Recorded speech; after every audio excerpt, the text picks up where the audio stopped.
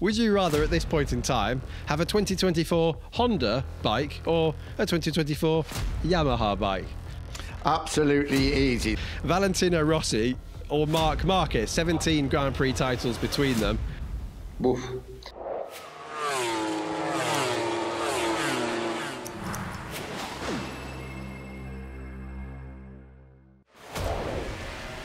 Well, what a Grand Prix weekend at Misano last time out. Jorge Martin doing the double to close the championship lead to just 36 points now over Pecco Bagnaia after his heroics following the almost leg-breaking crash of Barcelona just a week earlier. Oh, and what about Dani Pedrosa?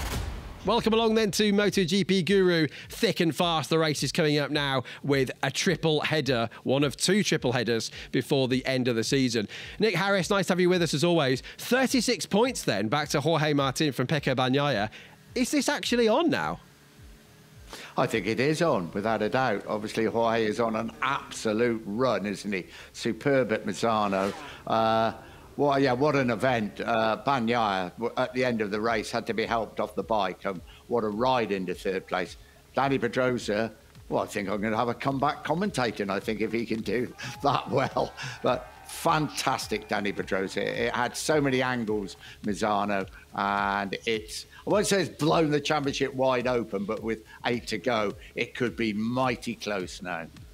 Yes, it could be with Nick Harris commentating and Dani Pedrosa racing. It's almost as though we're in 2013, not 2023. But of course, also there in 2013 was the one and only Jorge Lorenzo. Welcome to you, Jorge. Welcome to Lucy as well for the first time. We'll come to you in just a second from Indonesia there. Great to have you with us here on Guru. But Jorge, Misano, double for Jorge Martin, your namesake, and 36 points. Could he actually challenge still for this championship?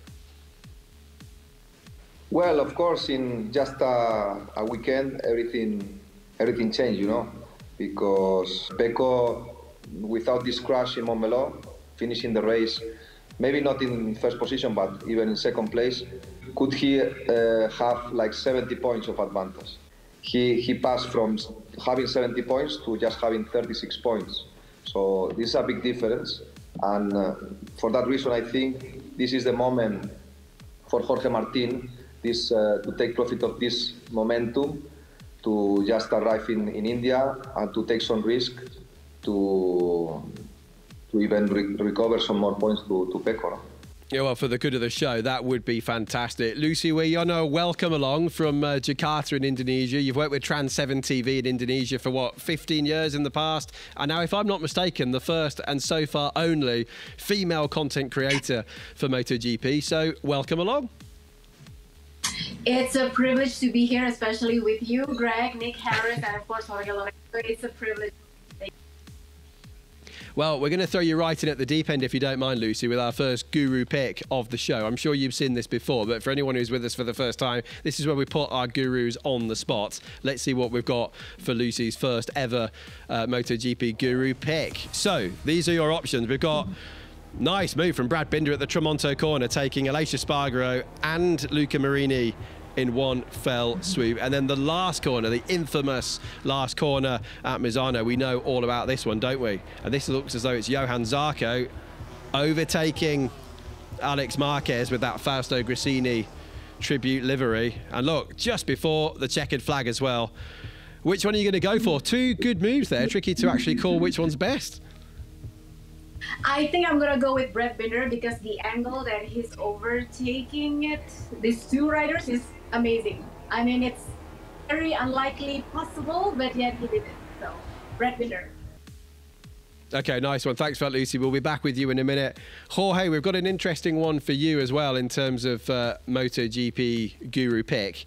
I don't know what you're going to say for this one, but you've got to go for one or the other. So let's see what we've got. I know what's coming. Okay. Right, this is a big question, but I think I know what you're going to say. Valentino Rossi or Marquez, 17 Grand Prix titles between them. I think I know what you're going to have to say here, but go on. Oof. Well, we're speaking about two unbelievable champions, two of the greatest champions in the history. I would say Valentino Rossi, in terms of charisma and intelligence, he's the strongest one. But in terms of pure talent, speed, and aggressiveness, Marquez is in another level. Of ambition, of never give up. So it's difficult to choose, but I will choose Marquez. I have to say, I'm surprised. I thought you might go for Valentina because you were teammates in the same team. And Lucy, we've seen this enormous explosion, haven't we? I remember even 10 years ago when Danny Pedrosa and Marc Marquez in particular and Jorge and Valentina went to Indonesia for press events and launches and things like that. It was an enormous bit of media attention. What's it like now? You're obviously online all the time. It's just getting bigger and bigger and bigger, isn't it? It is getting bigger and bigger and bigger, and especially now, the most interesting part for me is the growing fans, especially among the female fans. So I think it's really interesting. I mean, unlikely many female are interested in MotoGP, but now it is growing very, very big here in Indonesia. Yeah, there was a rumour, wasn't there, Jorge, recently that Marc might even buy the Gresini team or buy into the Gresini team. But I know you said recently on a MotoGP Guru show he'll stay with Honda. Jorge, do you still think he'll stay now? Not really. The last week, many things has changed, especially in the version Marc Marquez is telling to the media, to the press. And as a TV commentator working for a Spanish channel, after the race I asked him one question, no? And I think it was a very important question because till that moment he didn't wanted to say that was a reality, a big possibility of the change of team. Till that question I did to him. So I asked him, can you confirm 100% that you will race for Honda Repsol? And then he started to don't say, for example, I have a contract or something like this, no?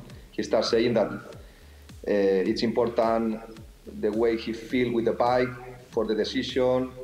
He started to say after to another interviews that he have one A plan, B plan, and C plan. So he openly say that the possibility to change was real. So at this moment, I think he knows what he will do. He still didn't say it. But it's a big change. For me, it's a big change, big chance that he could change bike for 2024. Before, I was convinced that he didn't. He will accomplish the contract. But now I have a serious doubts. Well, right on cue then, here's a Guru pick for Mr. Nick Harris. This is a bit cruel by the Guru production team. So, would you rather at this point in time have a 2024 Honda bike or a 2024 Yamaha bike? Absolutely easy, the Yamaha, because I think the Honda, it's injuring people who ride it all the time, aren't they? As soon as they put any pressure or try to ride it hard, it seems to throw them to the ground. So I'd say the Yamaha. Yeah, the Yamaha isn't particularly competitive and nobody could ride it harder than Quartararo. But he has stayed on board a lot of times. Marc Marquez, what is it, 17, 18 crashes this season. Johan Mir is having a miserable time. No, I'd definitely go for the Yamaha. And talking of a man, Nick, who was very, very close to your heart, a good friend of yours who we sadly lost the other day, Mike Trimby from IRTA. What an absolutely massive influence Mike had on this sport of ours.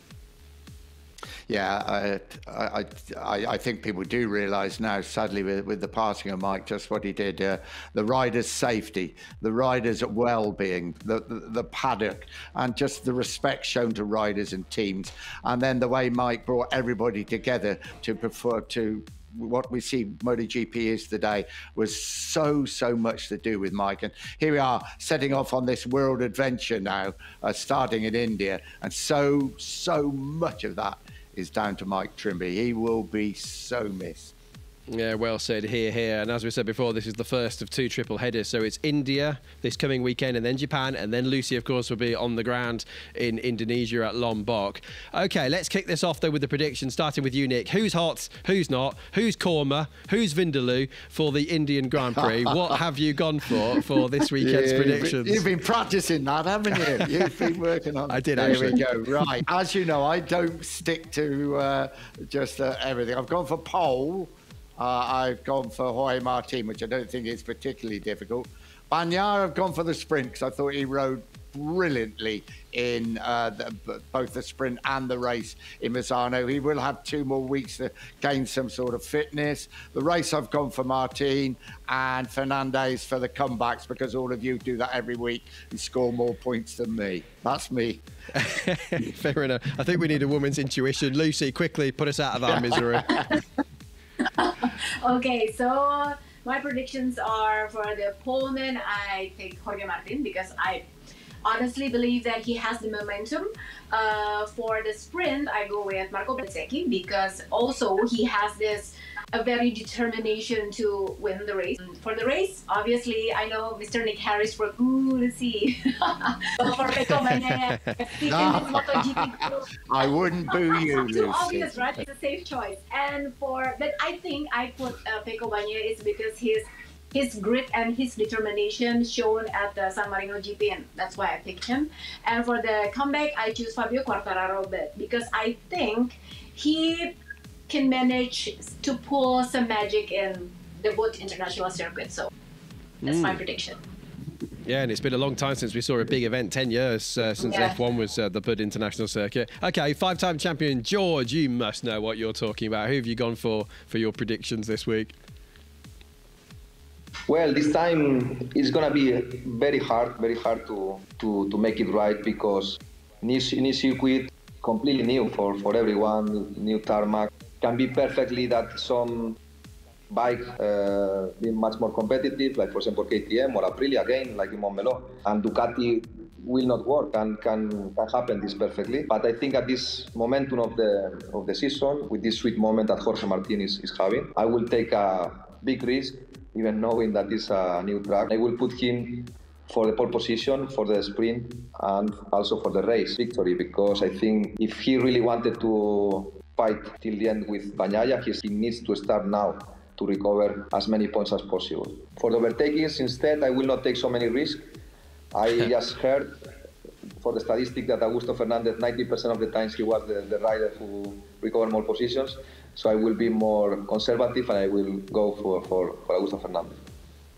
Wow, good stat, Jorge. 90%, that is amazing, 90% of the time. Well, I haven't gone for that. I've gone for something totally different. I've gone for Marquez, as you can see, for the comeback. I've got a feeling something dramatic is going to happen in qualifying, and he can shoot his way back through the order. Jorge Martin, I think, will bring that momentum, and I hope he does, because I want the championship to close out. But I've got a feeling that Bagnaia is going to win that main Grand Prix on Sunday. And we do, of course, have 2 long straights, don't we?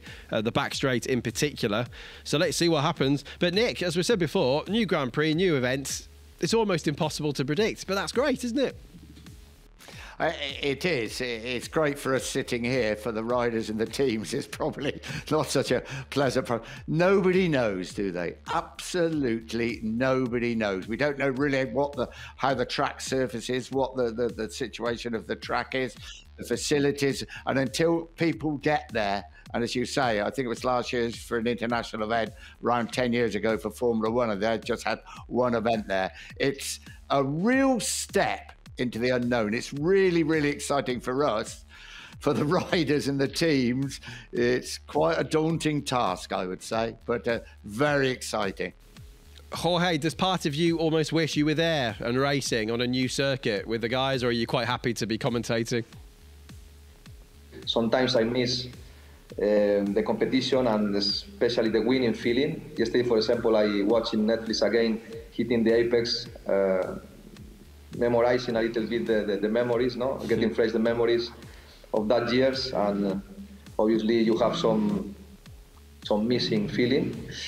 But no, I am very happy with my life, and I love to watch MotoGP, because it really, as you said, no, everything can happen, and always is you keep in the television waiting for something special happen, because you know many surprises happen every weekend. No?